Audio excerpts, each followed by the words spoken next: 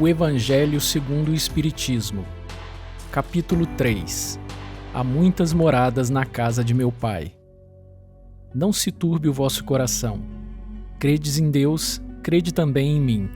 Há muitas moradas na casa de meu Pai. Se assim não fosse, já eu vos teria dito, pois me vou para vos preparar o lugar. Depois que me tenha ido e que vos houver preparado o lugar, voltarei e vos retirarei para mim, a fim de que onde eu estiver, também vós aí estejais. Diferentes estados da alma na erraticidade. A casa do Pai é o universo. As diferentes moradas são os mundos que circulam no espaço infinito e oferecem aos espíritos que neles encarnam moradas correspondentes ao adiantamento dos mesmos espíritos. Independente da diversidade dos mundos, essas palavras de Jesus também podem referir-se ao estado virtuoso ou desgraçado do espírito na erraticidade. Conforme se ache este mais ou menos depurado e desprendido dos laços materiais, variarão ao infinito o meio em que ele se encontre, o aspecto das coisas, as sensações que experimente, as percepções que tenha. Enquanto uns não se podem afastar da esfera onde viveram, outros se elevam e percorrem o espaço e os mundos. Enquanto alguns espíritos culpados erram nas trevas, os bem-aventurados gozam de resplandecente caridade do espetáculo sublime do infinito. Finalmente, enquanto o mal, atormentado de remorsos e pesares, muitas vezes insulado, sem consolação, separado dos que constituíam o objeto de suas afeições, pena sob o guante dos sofrimentos morais, o justo, em convívio com aqueles a quem ama, frui as delícias de uma felicidade indizível. Também nisso, portanto, há muitas moradas, embora não circunscritas nem localizadas. Diferentes categorias de mundos habitados. Do ensino dado pelos espíritos resulta que muito diferentes umas das outras são as condições dos mundos quanto ao grau de adiantamento ou de inferioridade dos seus habitantes. Entre eles, há os em que estes últimos são ainda inferiores aos da Terra, física e moralmente, outros da mesma categoria que o nosso, e outros que lhes são mais ou menos superiores a todos os respeitos. Nos mundos inferiores, a existência é toda material, reinam soberanas as paixões, sendo quase nula a vida moral. À medida que esta se desenvolve, diminui a influência da matéria de tal maneira que, nos mundos mais adiantados, a vida é, por assim dizer, toda espiritual. Nos mundos intermédios, misturam-se o bem e o mal, predominando um ou outro, segundo o grau de adiantamento da maioria que os habitam. Embora se não possa fazer dos diversos mundos uma classificação absoluta, pode-se, contudo, em virtude do estado em que se acham e da destinação que trazem, tomando por base os matizes mais salientes, dividi-los de modo geral como segue: mundos primitivos, destinados às primeiras encarnações da alma humana, mundos de expiação e provas, onde domina o mal, mundos de regeneração, nos quais as almas que ainda têm o que expiar aurem novas forças, repousando das fadigas da luta, mundos ditosos onde o bem sobrepuja o mal, mundos celestes ou divinos, habitações de espíritos depurados, onde exclusivamente reina o bem. A Terra pertence à categoria dos mundos de expiação e provas, razão porque aí vive o homem a braços com tantas misérias. Os espíritos que encarnam em um mundo não se acham a ele presos indefinidamente, nem nele atravessam todas as fases do progresso que lhes cumpre realizar para atingir a perfeição. Quando em um mundo eles alcançam o grau de adiantamento que esse mundo comporta, passam para outro mais adiantado e assim por diante até que cheguem ao estado de puros espíritos. São outras tantas estações, em cada uma das quais se lhes deparam elementos de progresso apropriados ao adiantamento que já conquistaram. É-lhes uma recompensa ascenderem a um mundo de ordem mais elevada, como é um castigo o prolongarem a sua permanência em um mundo desgraçado, ou serem relegados para outro ainda mais infeliz do que aquele a que se veem impedidos de voltar quando se obstinaram no mal. Destinação da Terra. Causas das misérias humanas. Muitos se admiram de que a Terra haja tanta maldade e tantas paixões grosseiras, tantas misérias e enfermidades de todas as naturezas, e daí concluem que a espécie humana bem triste coisa é. Provém esse juízo do acanhado ponto de vista em que se colocam os que o emitem e que lhes dá uma falsa ideia do conjunto. Deve-se considerar que na Terra não está a humanidade toda, mas apenas uma pequena fração da humanidade. Com efeito, a espécie humana abrange todos os seres dotados de razão que povoam os inúmeros orbes do universo. Ora, que é a população da Terra em face da população total desses mundos. Muito menos que a de uma aldeia em confronto à de um grande império.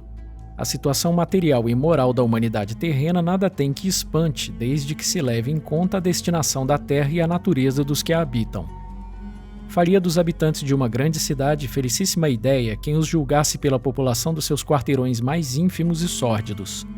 Num hospital, ninguém vê senão doentes e estropiados. Numa penitenciária, vêem-se reunidas todas as torpezas, todos os vícios. Nas regiões insalubres, os habitantes, em sua maioria, são pálidos, franzinos e enfermiços. Pois bem, figure-se a Terra como um subúrbio, um hospital, uma penitenciária, um sítio malsão, e ela é simultaneamente tudo isso, e compreender-se-á porque as aflições sobrelevam aos gozos, porquanto não se mandam para o hospital os que se acham com saúde, nem para as casas de correção os que nenhum mal praticaram, nem os hospitais e as casas de correção se podem ter por lugares de deleite. Ora, assim como numa cidade, a população não se encontra toda nos hospitais ou nas prisões, também na Terra não está a humanidade inteira. E do mesmo modo que do hospital saem os que se curaram e da prisão os que cumpriram suas penas, o homem deixa a Terra quando está curado de suas enfermidades morais. Instruções dos Espíritos.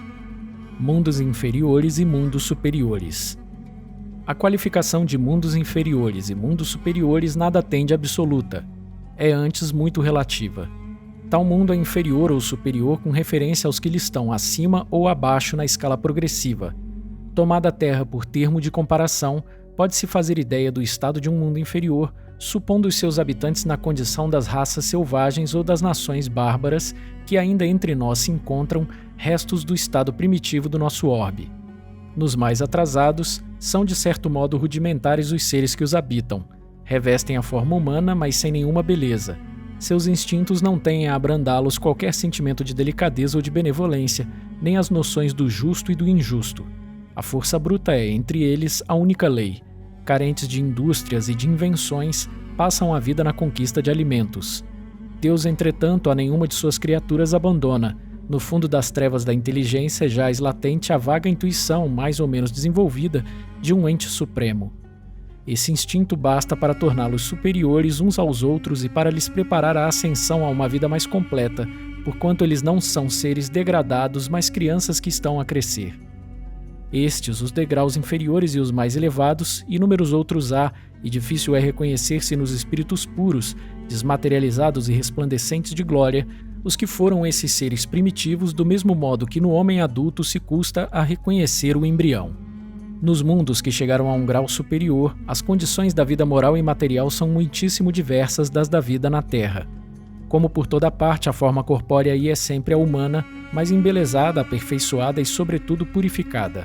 O corpo nada tem da materialidade de terrestre e não está, conseguintemente, sujeito às necessidades, nem às doenças ou deteriorações que a predominância da matéria provoca. Mais apurados os sentidos são aptos a percepções a que neste mundo a grosseria da matéria obsta.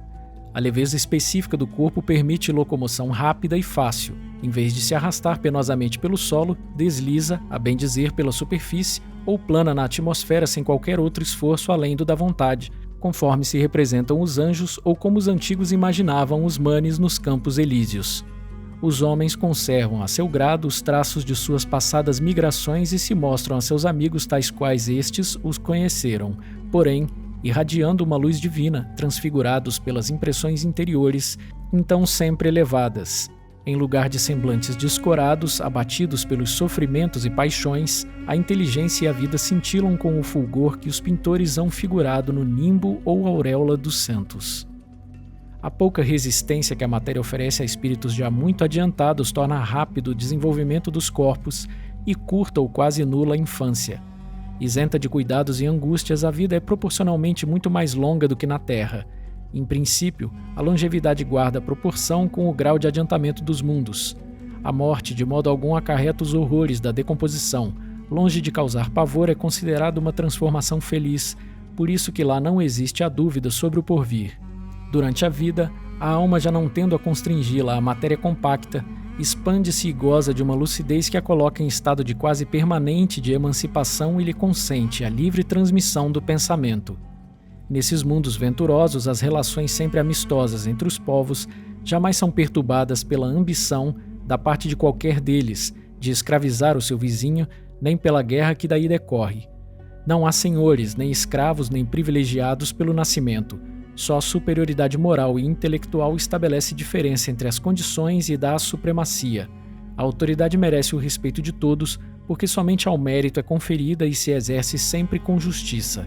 O homem não procura elevar-se acima do homem, mas acima de si mesmo, aperfeiçoando-se. Seu objetivo é galgar a categoria dos espíritos puros, não lhe constituindo um tormento esse desejo, porém uma ambição nobre que o induz a estudar com ardor para igualar-se a eles. Lá todos os sentimentos delicados e elevados da natureza humana se acham engrandecidos e purificados. Desconhecem-se os ódios, os mesquinhos ciúmes, as baixas cobiças da inveja. Um laço de amor e fraternidade prende uns aos outros todos os homens, ajudando os mais fortes aos mais fracos. Possuem bens em maior ou menor quantidade, conforme os tenham adquirido, mais ou menos por meio da inteligência. Ninguém, todavia, sofre por lhe faltar o necessário, uma vez que ninguém se acha em expiação. Numa palavra, o mal nesses mundos não existe. No vosso, precisais do mal para sentirdes o bem, da noite para admirardes a luz, da doença para apreciardes a saúde. Naqueles outros não há necessidade desses contrastes. A eterna luz, a eterna beleza e a eterna serenidade da alma proporcionam uma alegria eterna, livre de ser perturbada pelas angústias da vida material ou pelo contato dos maus que lá não têm acesso. Isso que o espírito humano maior dificuldade encontra para compreender. Ele foi bastante engenhoso para pintar os tormentos do inferno, mas nunca pôde imaginar as alegrias do céu. Por quê? Porque sendo inferior só há experimentado dores e misérias, jamais entreviu as claridades celestes. Não pode, pois, falar do que não conhece. À medida, porém, que se eleva e depura, o horizonte se lhe dilata e ele compreende o bem que está diante de si, como compreendeu o mal que lhe está atrás. Entretanto, os mundos felizes não são orbes privilegiados, visto que Deus não é parcial para qualquer de seus filhos. A todos dá os mesmos direitos e as mesmas facilidades para chegarem a tais mundos. Fá-los partir todos do mesmo ponto e a nenhum dota melhor do que aos outros, e a todos são acessíveis as mais altas categorias. Apenas lhes cumpre conquistá-las pelo seu trabalho, alcançá-las mais depressa ou permanecer inativos por séculos de séculos no lodossal da humanidade. Mundos de expiações e de provas. Que vos direi dos mundos de expiações que já não saibais, pois basta observeis o em que habitais. A superioridade da inteligência em grande número dos seus habitantes indica que a Terra não é um mundo primitivo, destinado à encarnação dos espíritos que acabaram de sair das mãos do Criador. As qualidades inatas que eles trazem consigo constituem a prova de que já viveram e realizaram certo progresso. Mas também os numerosos vícios a que se mostram propensos constituem um índice de grande imperfeição moral. Por isso os colocou Deus no mundo ingrato, para espiarem aí suas faltas mediante penoso trabalho e misérias da vida, até que hajam merecido ascender a um planeta mais ditoso. Entretanto, nem todos os espíritos que encarnam na Terra vão para aí em expiação. As raças a que chamais selvagens são formados de espíritos que apenas saíram da infância e que na Terra se acham, por assim dizer, em curso de educação, para se desenvolverem pelo contato com espíritos mais adiantados. Vêm depois as raças semicivilizadas, constituídas desses mesmos espíritos em via de progresso. São elas, de certo modo, raças indígenas da Terra que aí se elevaram pouco a pouco em longos períodos seculares, algumas das quais hão podido chegar ao aperfeiçoamento intelectual dos povos mais esclarecidos. Os espíritos em expiação, se nos podemos exprimir dessa forma, são exóticos na Terra. Já viveram noutros mundos, donde foram excluídos em consequência da sua obstinação no mal e por se haverem constituído em tais mundos causa de perturbação para os bons.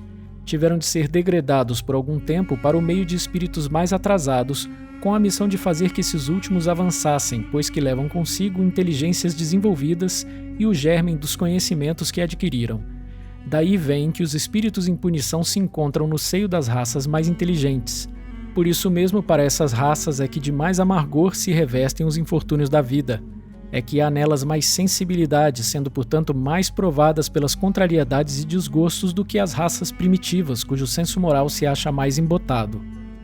A Terra, conseguintemente, oferece um dos tipos de mundos expiatórios cuja variedade é infinita, mas revelando todos como caráter comum o servirem de lugar de exílio para espíritos rebeldes à lei de Deus. Esses espíritos têm aí de lutar ao mesmo tempo com a perversidade dos homens e com a inclemência da natureza, duplo e árduo trabalho que simultaneamente desenvolve as qualidades do coração e as da inteligência. É assim que Deus, em sua bondade, faz que o próprio castigo redunde em proveito do progresso do espírito. Santo Agostinho, Paris, 1862. Mundos regeneradores. Entre as estrelas que cintilam na abóbada azul do firmamento, quantos mundos não haverá como o vosso, destinados pelo Senhor à expiação e aprovação?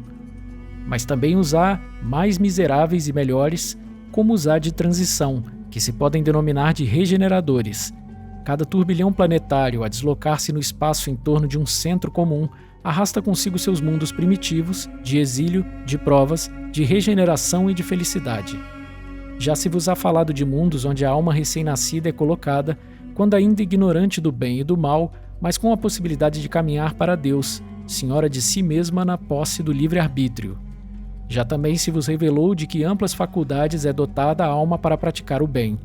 Mas há as que sucumbem, e Deus, que não as quer aniquiladas, lhes permite irem para esses mundos onde de encarnação em encarnação elas se depuram, regeneram e voltam dignas da glória que lhes fora destinada. Os mundos regeneradores servem de transição entre os mundos de expiação e os mundos felizes. A alma penitente encontra neles a calma e o repouso e acaba por depurar-se. Sem dúvida, em tais mundos o homem ainda se acha sujeito às leis que regem a matéria. A humanidade experimenta as vossas sensações e desejos, mas liberta das paixões desordenadas de que sois escravos, isenta do orgulho que impõe silêncio ao coração, da inveja que a tortura, do ódio que a sufoca.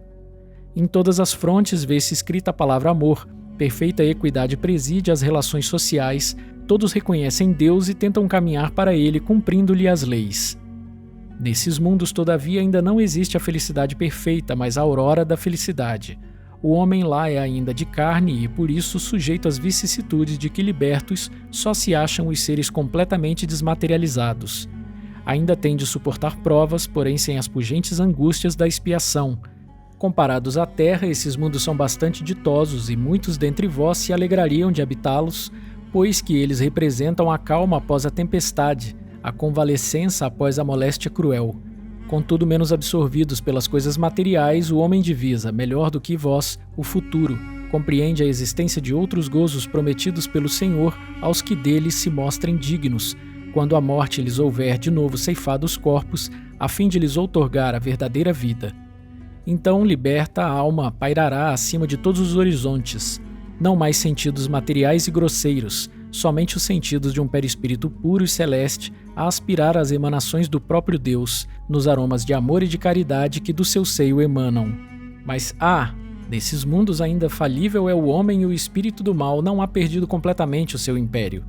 Não avançar é recuar, e se o homem não se houver firmado bastante na senda do bem, pode recair nos mundos de expiação, onde então novas e mais terríveis provas o aguardam.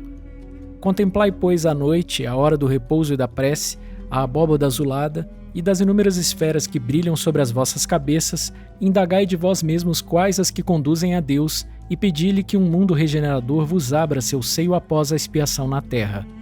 Santo Agostinho, Paris, 1862. Progressão dos mundos. O progresso é a lei da natureza. A essa lei todos os seres da criação, animados e inanimados, foram submetidos pela bondade de Deus, que quer que tudo se engrandeça e prospere. A própria destruição, que aos homens parece o termo final de todas as coisas, é apenas um meio de se chegar, pela transformação, a um estado mais perfeito, visto que tudo morre para renascer e nada sofre o aniquilamento. Ao mesmo tempo que todos os seres vivos progridem moralmente, progridem materialmente os mundos em que eles habitam.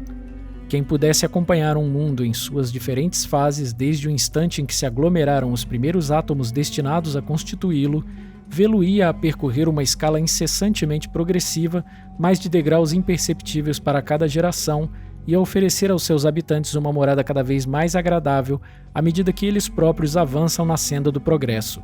Marcham assim paralelamente o progresso do homem, o dos animais, seus auxiliares, o dos vegetais e o da habitação, porquanto nada em a natureza permanece estacionário. Quão grandiosa é essa ideia e digna da majestade do Criador! Quão grandiosa é essa ideia e digna da majestade do Criador! Enquanto, ao contrário, é mesquinha e indigna do seu poder, a que concentra a sua solicitude e a sua providência no imperceptível grão de areia, que é a terra, e restringe a humanidade aos poucos homens que a habitam. Segundo aquela lei, este mundo esteve material e moralmente num estado inferior ao que hoje se acha e se alçará sob esse duplo aspecto a um grau mais elevado.